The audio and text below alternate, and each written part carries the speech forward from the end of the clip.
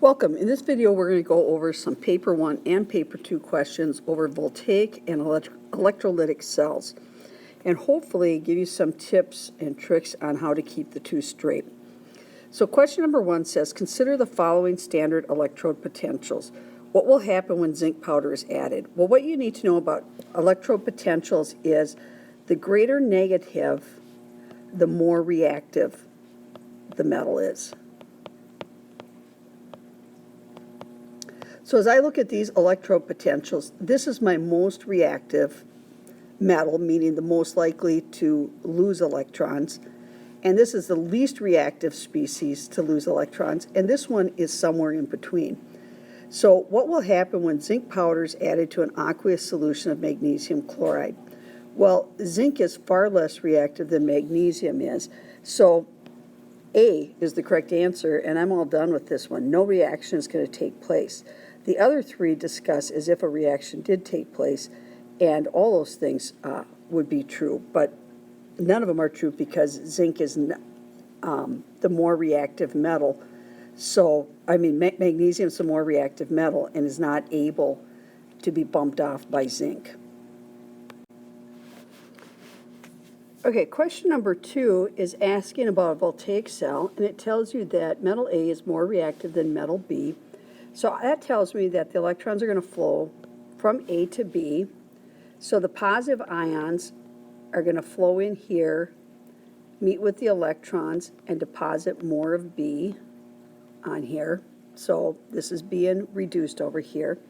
Whereas over at A is giving up electrons to flow across, and A is being oxidized into A plus ion. That means in the salt bridge, I should see negative ions moving toward A and positive ions moving toward B. And it says, which statement is correct? Electrons flow in the external circuit from A to B. That's true. They flow through the wire outside the cells. B, positive ions flow through the salt bridge from A to B. Well, that would seem to be true, that they should be going from A to B. So looks like we have two true statements here. Positive ions flow in the external circuit from B to A. No, ions don't flow in the external circuit. And electrons flow through the salt bridge. And no, electrons don't flow through the salt bridge. So you're narrowed down to two, which both appear to be true. And this is from an IB test, and they don't give a reason why A is the choice they went with over B. Only thing I can assume is that they're saying that it's not the A plus ions flowing over there, it's the ions provided by the salt bridge. But I'm really not sure what they're thinking on that is, unless they mean positive ions flow from the salt bridge to B, as opposed to flowing from A to B. But that's a pretty technical difference there. So number 3 says, a particular voltaic cell is made from magnesium and iron half cells. The overall equation for the reaction is Mg and Fe2+. So what you could tell is magnesium is the one losing electrons, since it goes from being a metal to being a positive ion. Well, iron is the one gaining electrons. So magnesium is oxidized while iron is reduced. So magnesium atoms lose electrons. That's true. The mass of the iron electrode decreases. No, that would increase. Electrons flow from the iron half cell to the magnesium. Nope, it's going to flow the other way. It's the magnesium losing and the iron gaining. And negative ions flow through the salt bridge from the magnesium half cell to the iron half cell. And that would be wrong because it's the magnesium side that needs the negative ions coming in. So A is the only correct choice on this one. Number 4 says, consider these standard electrode potentials. What is the cell potential for the voltaic cell? So you take the more positive, or the least reactive, oops, I want positive here, more positive value, and you subtract the less positive value. So because these are negatives, it's negative 0.76 minus a minus 2.36, and I come up with a positive 1.60 as my potential, or B. Number 5, using the same idea, the standard electrode potentials for two metals are given. what is the equation in cell potential for the spontaneous reaction that occurs? So I know that aluminum's the more reactive metal, so it should be Al metal and nickel ion. So that means it either has to be B or C, because that's the spontaneous reaction. The other reaction would only happen if I put electricity in and forced it to happen. So knowing that, I should take my more positive value minus my less positive value, and when I do that, then my electrode potential is positive 1.43, so D would be my correct choice. Number 6 wants to know which labels of the electrolytic cell are correct. So if this is my positive and this is my negative, then that means my K is being attracted to this side to form K solid, potassium, whereas my bromine ions are being attracted to this side to form Br2. So over here, bromine is giving up the electrons, so it's being oxidized, and potassium is gaining the electrons, so it's being reduced. So 1 is the site of oxidation, whereas 2 is the site of reduction. And then 3 is my electrolyte, whereas 4 is my conductor. And when I look at the 4 different sites here, the only one that has them all correct is letter B. Number 7 says, in the electrolytic cell shown, at which electrode will chlorine form and what is the process taking place there? So for chlorine gas to form, chlorine ion needs to lose electrons.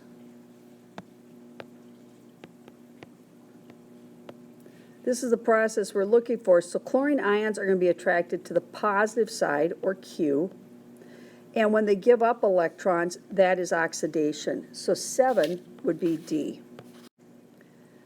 Looking at number 8, which statement about the electrolysis of molten sodium chloride is correct? So I'm going to keep this in view here, because this could just as easily be sodium chloride as zinc chloride. It says a yellow-green gas would be produced at the negative electrode. Well, chlorine gas is a yellow-green gas, but we just said that's going to happen at the positive electrode, so that's not true. A silvery metal is produced at the positive electrode. No, that's going to be at the negative electrode, because the metal needs those electrons to be reduced. Chloride ions are attracted to the positive electrode and undergo oxidation. That is true. And D, sodium ions are attracted to the negative electrode, but they undergo reduction to become a solid metal. So C would be my correct choice. Number 9, we didn't talk much about electroplating, but it's just another example of an electrolytic cell. So it says, what condition is necessary for the electroplating of silver onto a steel spoon? So we want a layer of silver over top the steel spoon, so that means the silver is going to go from Ag plus 1 to depositing on the spoon as Ag. Well, if silver is a plus 1, it needs to be attracted to the negative cathode, or to the negative electrode, I should say, so it can get the electrons it needs to be deposited. So pretty quickly, I can see that it either has to be A or C, because those are opposites of each other. The spoon either has to be the positive electrode or the negative electrode.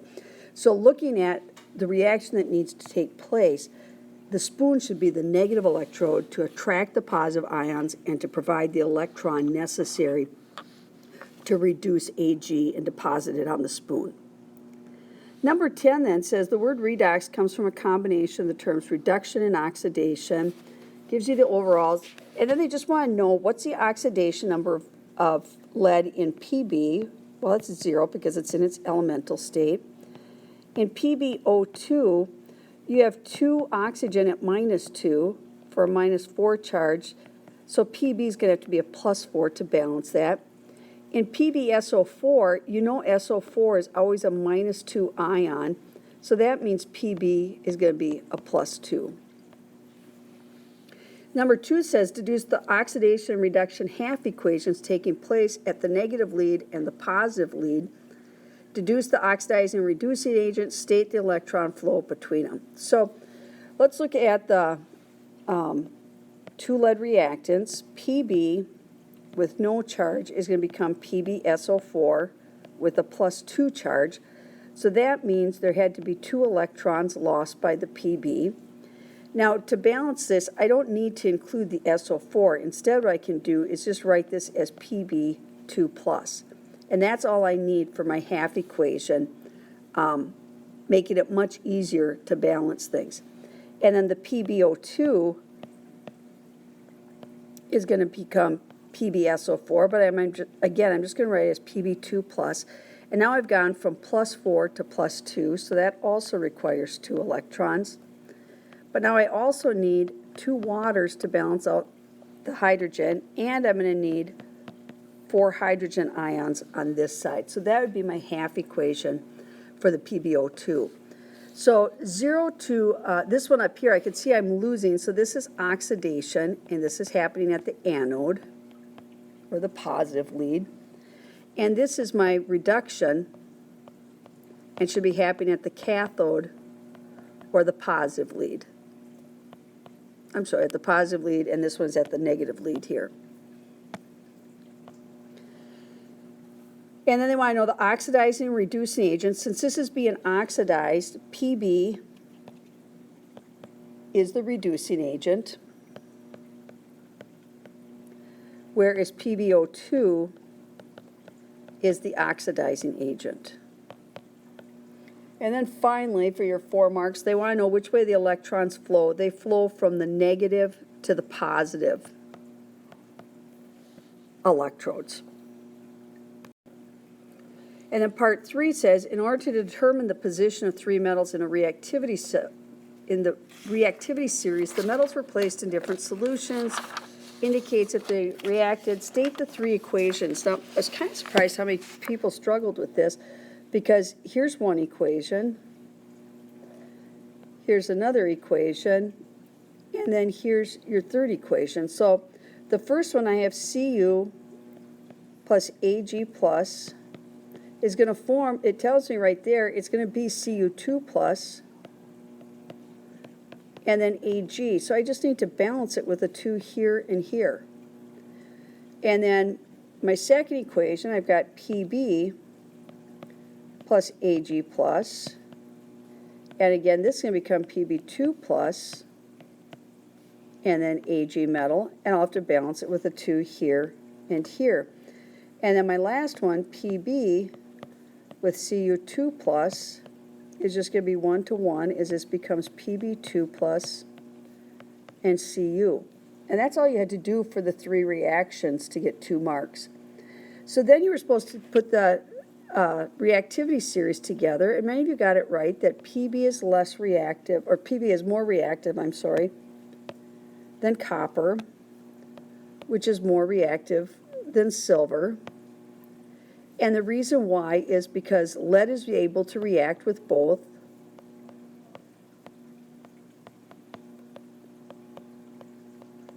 but silver can react with neither. So that's how I made my decision. And that was a mark just for giving your rationale, which unfortunately many of you didn't, and apparently you knew because you got it in the correct order. Number 11, I made a bonus because it says, explain why it's very difficult to obtain sodium from sodium chloride by any other method than molten sodium chloride.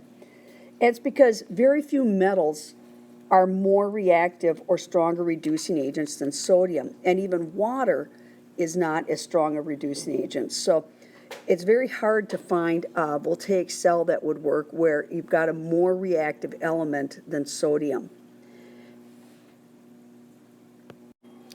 And then part 2 here, explain why an aqueous solution is sodium chloride. And the key here is that it's aqueous. And that's because you have H2O in there. And remember, hydrogen has a +1 charge. Sodium has a +1. And hydrogen actually is more reactive than sodium. So you're not going to obtain sodium metal. You're going to obtain hydrogen gas instead and leave behind sodium oxide.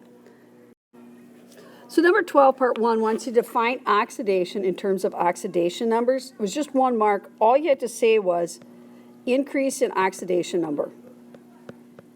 That's it. Oxidation is lost, so your oxidation number, oxidation state increases. Using a labeled diagram, the essential components of an electrolytic cell. What you need to show on that, I'm going to scroll down here so I have space for it. But what you need to be showing is that it's one cell. There's an electrolyte in that cell. There's two leads in that cell. They're connected by an external circuit or wire with a power source. I don't know if you need anything else.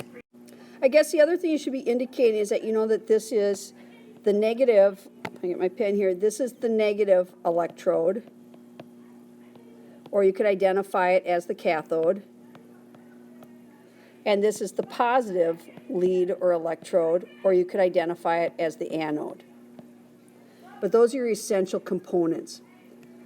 So then number 3, explain why solid sodium chloride does not conduct, but molten does. This goes back to your ionic compounds.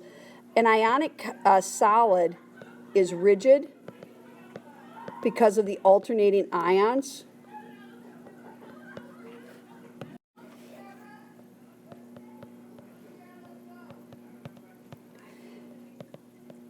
But when it's in solution, the ions are free to move or to carry electrons back and forth. And then 4 says molten sodium chloride undergoes electrolysis in an electrolytic cell. For each electrode, deduce the half equation and state whether oxidation or reduction takes place, and deduce the equation of the overall reaction, including state symbols. So I'll see how much of this I can fit into this space. But what I've got with sodium is I've got Na+, and that needs to gain an electron to form Na solid. And then I've got Cl-, and it needs to lose an electron to form Cl2, which means I'm going to need a 2 here and 2 electrons here. And so for my overall cell, I'm also going to have to multiply this by 2 so I can combine them. So then my overall equation is going to be 2Na, and it's aqueous, plus 2Cl-, and it's aqueous, and that's going to produce Na solid, 2Na solid, plus Cl2, and that's a gas. And then oxidation reduction, this is gaining, so it's reduction. This is losing, so it's oxidation. And number 4, electrolysis has made it possible to obtain reactive metals such as aluminum from their ores, blah, blah, blah. One reason aluminum's preferred, there's actually quite a few reasons. It's lighter. It's often cheaper. It doesn't corrode as easily. It conducts better. You just needed one of those reasons. And then part 6 outlined 2 differences between an electrolytic and a voltaic cell. So again, let me scroll down a little bit here. So voltaic versus electrolytic. This is using redox to generate electricity, whereas electrolytic is using electricity to generate redox. This is exothermic or spontaneous. This is endothermic or non-spontaneous. Voltaic takes place in 2 cells. This takes place in 1 cell. So those are some of the differences between voltaic and electrolytic. So 13.1, the bonus, you're comparing nickel, tin, and chromium sulfate. They're in separate electrolytic cells, but you have the same amount of current, same amount of time, which would deposit more in the amount of moles of metal. And what you should realize is it's going to be NiSO4 because it only needs 2 electrons per nickel atom. But if you look at SnSO4 it needs 4 electrons per atom. And in fact, the chromium chromium actually needs 3 electrons because you've got SO4 with a -2, so a total -6 charge, and 2 chromium. I can see it's a +3 or needs 3 electrons. So the fact that they're getting the same amount of current for the same amount of time means it's the same electrons available to each of them, so more nickel atoms will be reduced. Identify the electrode at which the metal is deposited. It's going to be at the negative electrode, or that's known as the cathode in an electrolytic cell. And either answer would be acceptable, cathode or the negative. And then for tin sulfate cells, suggest 2 factors other than time and current that would affect the amount of metal deposited during electroplating. Well, the concentration of the tin sulfate could make a difference. Also, the temperature of the solution, because really what you're talking about is affecting the reaction rate. So concentration, temperature, surface area of the metal, or the electrode, I should say, where it's getting deposited. More electrode there is to deposit on. And then even the type of electrode, depending upon if it's an electrode that offers some competition or not, the surface that it's made of, if it's rough or smooth, those types of things could also affect it.